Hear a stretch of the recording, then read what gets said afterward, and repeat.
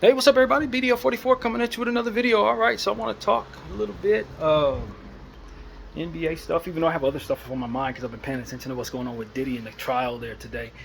But I'm going to talk basketball on this one.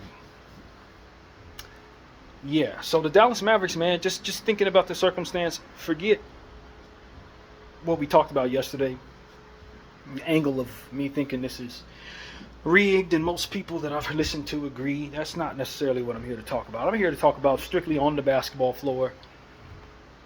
The Dallas Mavericks getting yet another player that can do the same stuff as the other high-level players that they have do. It just seems a little log jammy to me. I'm assuming they're going to move on from Gafford, them getting Cooper Flagg all but sends Gafford in a different direction. They're likely going to move him if he's not expiring. I don't think he is a free agent, but I do believe he is an expiring contract. I do believe that the Mavericks will opt to move him. Maybe to the Lakers. I could totally see them doing another deal with us to get that done. But Cooper Flagg is another 6'10", shot blocking, two-way, center-ish power forward type of guy. Him and Anthony Davis, I could argue, are pretty much the same player. They could play in the same front court with one another without any problem. In fact, they'd probably be the most talented front court in basketball. Without giving too much thought to who else is out there, I think that's the most talented front court in basketball. Anthony Davis and Cooper Flagg by far are the most talented front court in basketball. I just want to put that out there. I totally believe that. But what happens with Derek Lively? Because Derek Lively was supposed to be the future at that position. And Cooper Flagg comes in, immediately dwarfs his upside. It's not even close. If I'm the Dallas Mavericks, if I'm being honest with everybody, if I'm the Dallas Mavericks, I'm getting away from this win now timeline.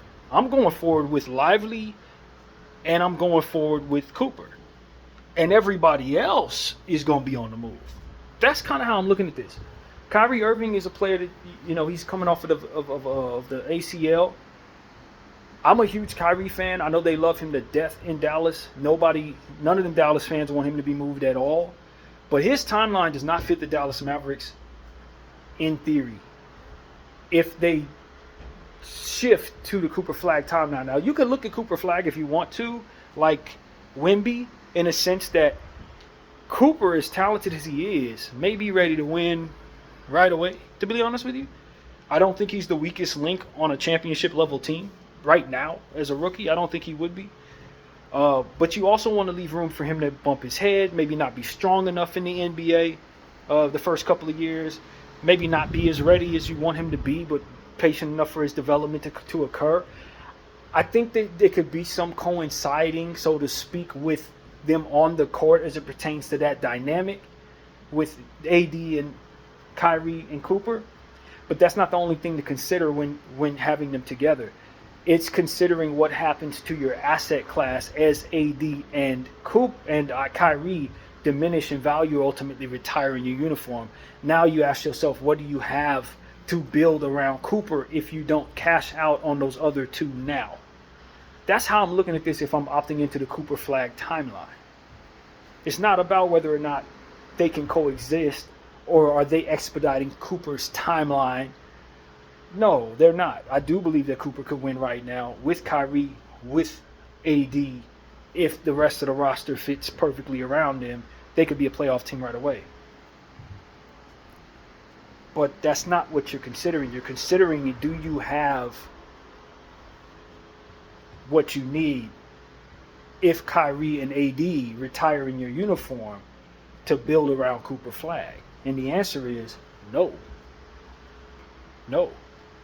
They've moved a lot of their picks going forward into the future.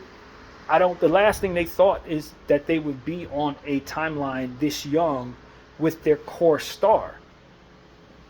Which brings me to another idea.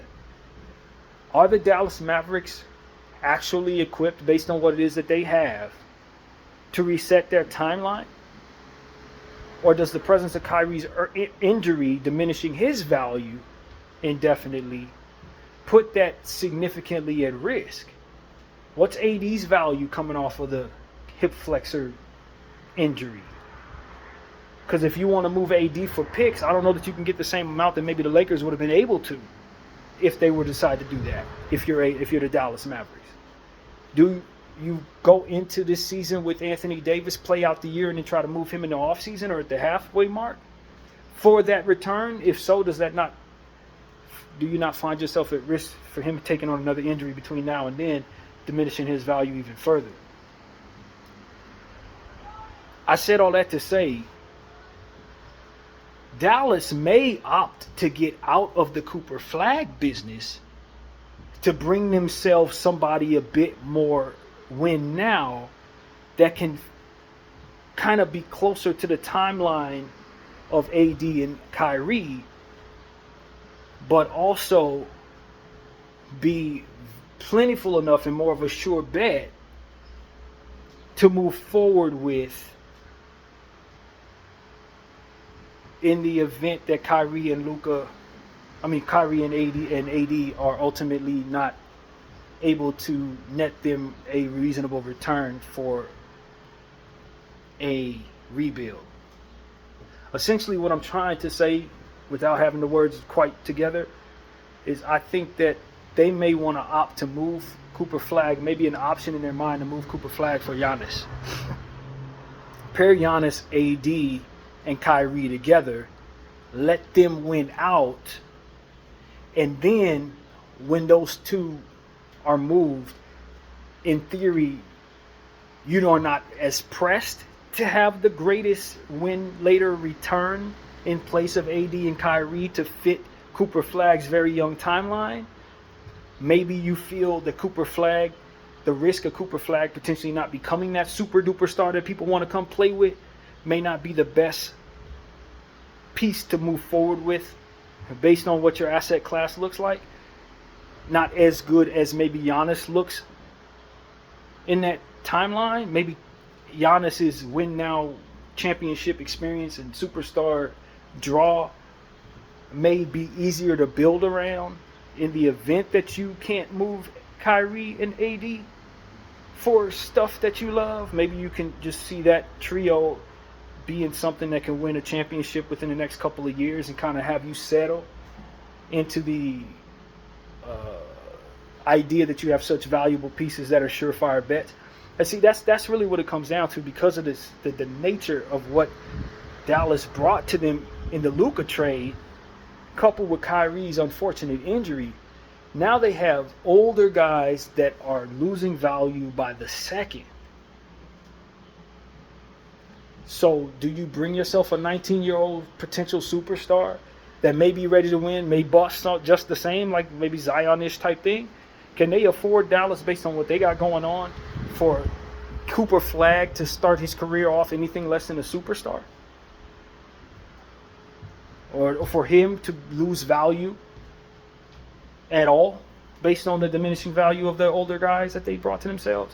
I just think it's a very sensitive situation for the Dallas Mavericks, to where there's a world where the Dallas Mavericks should say, yo, if we can couple Cooper Flagg and maybe salary matches, maybe we can get Giannis, and then it just makes more sense for AD, Giannis, and Kyrie.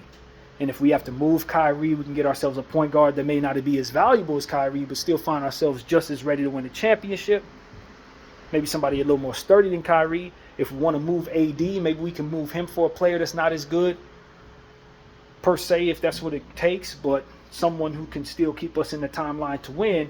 And then Giannis would lead the way to a championship with those players diminishing in assets and without you receiving picks for the players that you ultimately have that are losing value.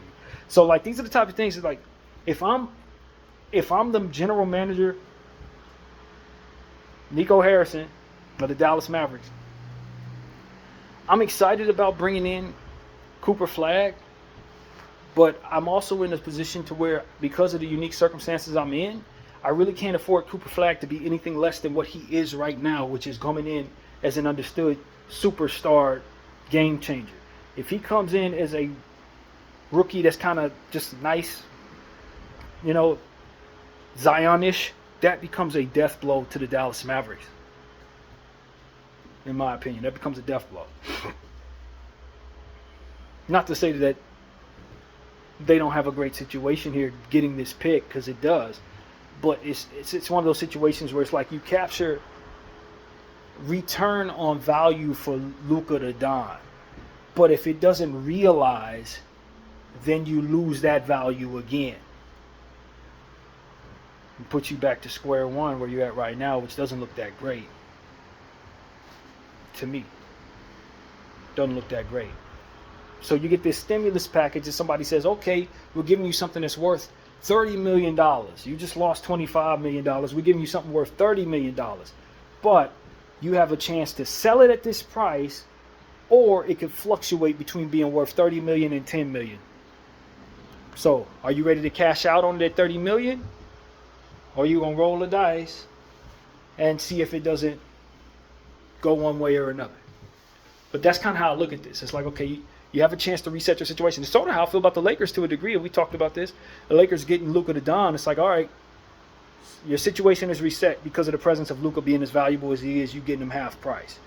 But if Luka goes down with an injury, or if Luka doesn't realize himself as a player worth getting in shape about, or whatever the case, he don't get himself in shape, and he retires at 29 years old or 30 years old, now you're in a real bad spot, because you're not only out of what it is that he was supposed to be, but you're also out of what it is that you traded away. And then, of course, our situation with LeBron James possibly retiring in our uniform, likely, dissipating into nothing in terms of value.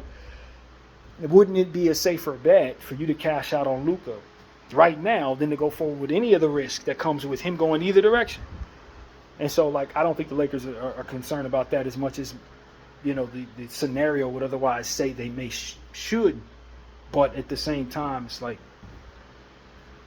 this is what's on the table for the Lakers. The worst case scenario, Luka has some catastrophic Joel Embiid-like injury, and all of a sudden you have a piece that ain't worth much to you anymore.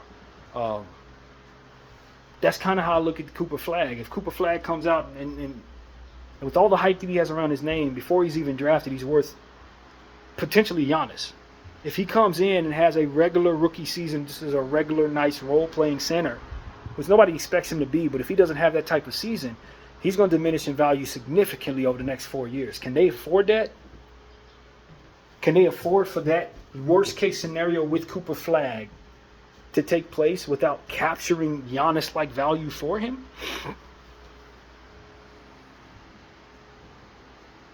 Especially with their timeline. So it's like, I think you feel great about Cooper Flagg going to any team in the league.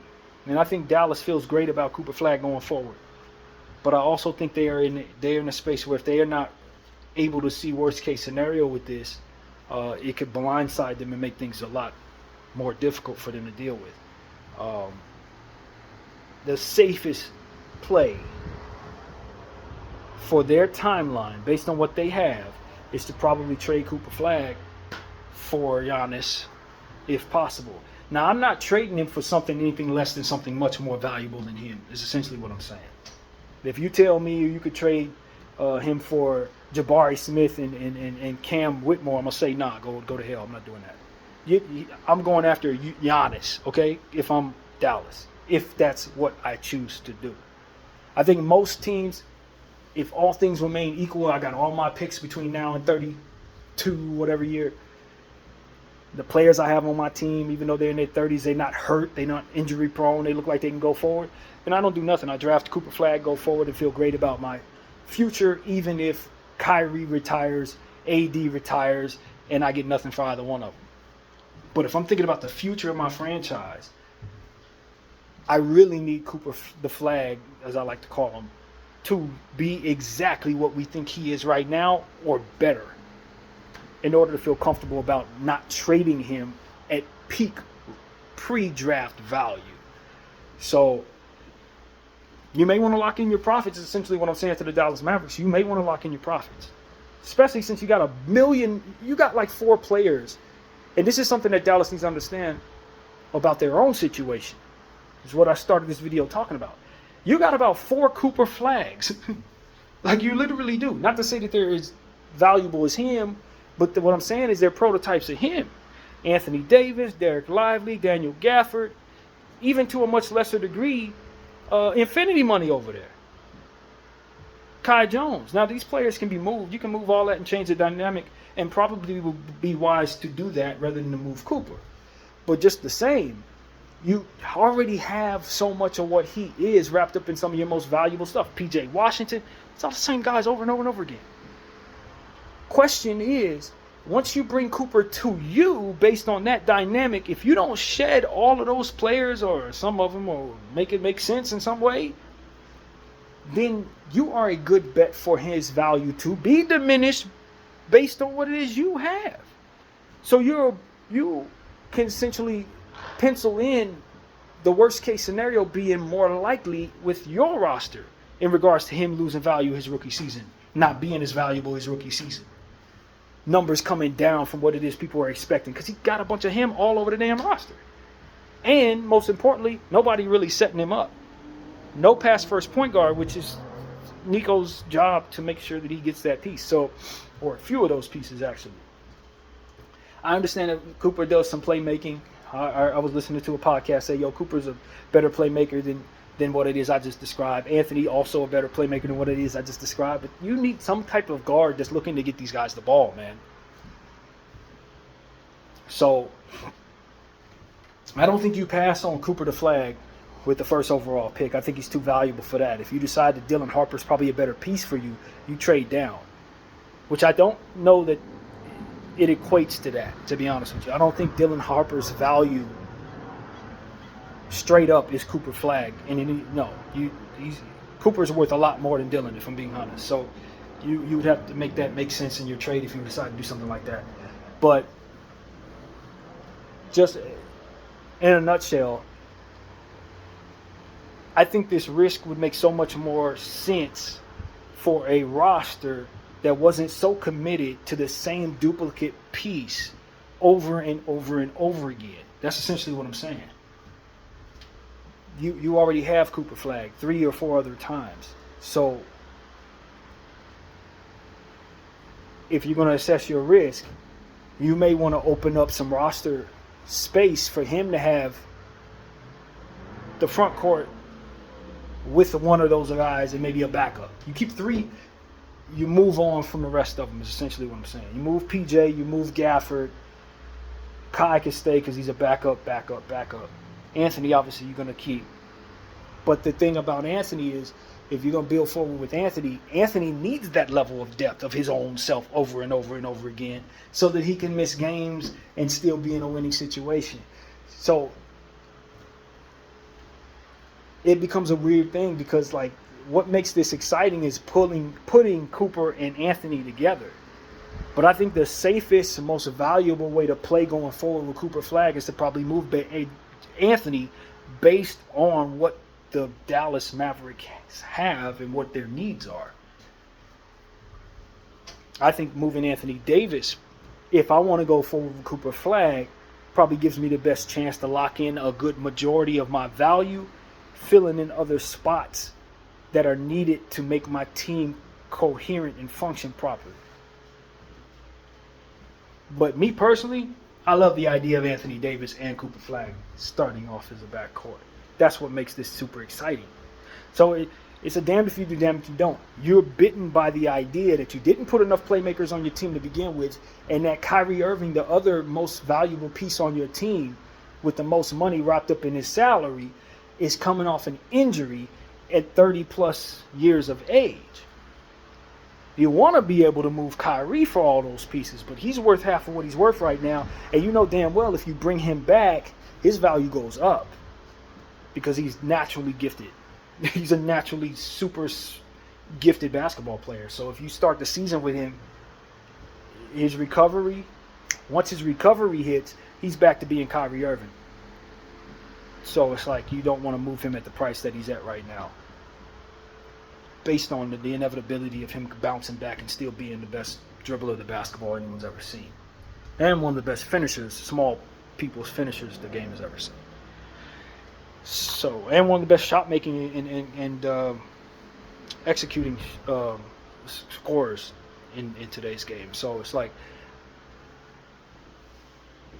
I don't like how Dallas is constructed at all. I think on paper, just talking about basketball pieces, this team could be pretty fun and one of the most prolific shot blocking teams the game has ever seen, if not the most prolific shot blocking team the game has ever seen. But Klay Thompson's worth Cheerios. Some of their role players are worth Cheerios. And the most valuable stuff they have is injury riddled, and this rookie guy that's coming in, who literally is coveted by the entire league right now. And once he starts the season on this logjam of a center position situation, his value immediately drops because of the presence of all them damn centers. It's just like, yo, I don't know what I would do if I'm Dallas, but as I'm brainstorming the situation, if I can move every damn thing not named Cooper Flagg, I'm going to do so. That's what I'm going to do. If I'm being completely honest with you, I'm going to take my chances with the 19-year-old kid, and I'm starting over with everything. I'm starting over everything. I'm moving Anthony Davis for stuff that fits Cooper's timeline. I'm moving Kyrie Irving for stuff that fits Cooper's timeline. I'm moving Klay Thompson for whatever I can. It's going to be Cooper Flagg, Max Christie, Derek Lively, and whatever else I can find that fits that timeline. That's what I would do. Try to move Anthony Davis for every pick possible that spans over the course of the next 6 years. Maybe move him to wherever my picks are and get back my natural picks, and then tank with Cooper Flagg and Max Christie and Derek Lively for the next 2 years and bring them players that can help them win. That's what I would do. We starting over. Starting all the way over.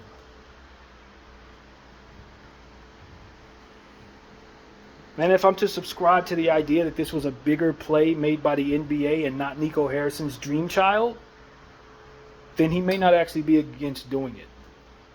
If I'm to subscribe that all of this was rigged, which I think it is, then he may want to go forward with a young man's timeline. He may not actually have the desire to bring a bunch of old crap to him at all. You know what I mean? Like, literally. So, yeah. That's what I'm thinking right now, man. Because I there's a part of me that thinks, yo, moving Cooper Flagg right now is a safe bet, but it ain't the smartest bet, because he probably is going to go on to be a fantastic star in this league. He probably is. In a league where two-way players are the premium, he's going to come in as one of the most talented two-way players in basketball. So I don't know that I'm moving him before he gets into my uniform. Not with all the hype that he has. You won the lottery. But that hype is worth so much. That's the thing. The hype is worth so much. Can you imagine if the New Orleans Pelicans would have traded the first overall pick before they drafted Zion? How much that would have been worth that day versus what Zion's been worth ever since.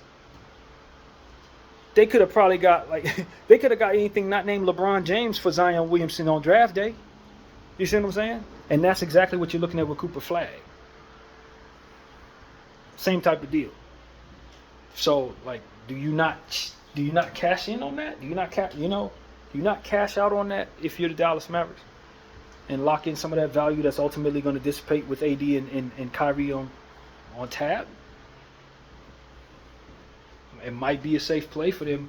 It might be a safe play to try to trade that pick and salary for Giannis, if they can pull it off. So that's what I'm here to say, man. Because at the end of the day, Cooper is going to be terrific, we think. But we've thought guys were going to be terrific, and they didn't turn out to be. And then the value just never was captured. If New Orleans would have known what they know now, they would have traded Zion for 8 picks on draft day or right before the draft. And so many different first overall picks would have been traded for whatever seemed more valuable if people would have known these guys weren't going to turn out. And so that's what it really comes down to. A lot of these number 1 overall picks do not turn out, bro. The best player in the draft end up being the 3rd pick, 4th pick, 12th pick. That's the reality of it. Your superstar to lead you to a championship might be a guy you got in the 28th pick. Look at Jalen Brunson in New York, the best player they got. He was drafted in the end of the first round. So sometimes it is in your best interest to cash out on the hype of these young guys that are coming out with all this damn, hype and attention around them. Sometimes it really is in your best interest to capture that value right there. And with Cooper the Flagg, I'm inclined to think that based on Dallas's specific needs, it might not be the worst idea for them. For another team who doesn't have a bunch of centers and doesn't have a lot of valuable stuff, who doesn't have diminishing old guys, and just traded away Luka to Don, and had a fan base pissed at him, maybe it's not in their best interest. But in Dallas's case, it might be in their best interest. But then, there's an argument to be said that you just traded away Luka to Don. The team is, the fan base is excited again about getting Cooper Flagg, and now you're going to trade him away. You'll lose that fan base forever. So maybe it's not your safer play from a PR perspective to move Cooper based on them falling in love with him over the last 24 hours. But if you bring him Giannis, I'm pretty damn certain they'll get over it rather quickly. And that's the presence of a player like Giannis. Now, does Giannis want to go to Dallas? I don't think so. But if you tell him he has a chance to play with Kyrie Irving and Anthony Davis, I think he'd be excited about that. Wherever they at. I think he would be excited about that because they fit his timeline. Now, do you like your timeline? No. Personally, you don't want everybody that's on your team making over $200 million over 30 years of age. In the NBA that we're looking at in these playoffs right now, teams like that going home. They're not around or they ain't going to be around for much longer. Golden State. So, if Giannis is paying attention to that, not too excited. But the thing about it is, Dallas is in Texas. And one of the things that Giannis has been reported he's interested in is playing in a state that doesn't have state tax unless it's him playing for the Lakers. Otherwise, he don't want to play state tax. So that is something that makes you think he may sign off on going to Dallas. So, like, these are the things that we're really thinking about. I still think Giannis probably ends up in San Antonio, but if Dallas decides that they want to go after Giannis, they could outbid San Antonio with this Cooper Flagg pick. I'm certain of that. The Bucks would not hesitate to do a deal surrounding the rookie contract of Cooper Flagg, or that first overall pick. They wouldn't hesitate. And they'll tell San Antonio whatever it is San Antonio have can just go. So that's what I think is the reality of this situation. I think Dallas, the ball is in their court if they want to go after Giannis. I think they would have the most attractive and flashy package. It probably ain't the most valuable package because if San Antonio packages together all of their picks, it's more valuable than Cooper Flagg. But the presence of Cooper and the hype train around him right now is going to be more attractive to a team like Milwaukee, in my opinion. That's going to be more attractive. And so it's up to Dallas. It's up to Dallas. They want to do it. Dallas may demand you put in Anthony Davis as a salary match. I don't know that I do that. I think that might be a little too rich for me, especially given the fact that I just did that for Luka, taking back half the price for Luka. But Giannis is so wildly valuable that maybe you see it making sense. Moving Anthony Davis. Anthony's not wildly valuable anymore. And like I said, he's coming off that injury. He's in his 30s. His father time's right around the corner. You may see yourself doing that if you're Dallas to get Giannis. So I'm kind of against that, but I could also see myself signing off on it if you're convinced strong enough to move Anthony Davis and Cooper Flagg for Giannis Antetokounmpo and whatever makes sense. But keep in mind that Milwaukee does not have any picks to offer you in that situation. Nor should they be inclined to in a conversation where they're giving up Giannis Antetokounmpo. I don't think so. So this is just like me brainstorming on what it is I would go for if I'm Milwaukee. I don't know. Dallas is definitely not going to take back Dame. Dame is not a plus asset with this contract coming off an Achilles. No chance of that.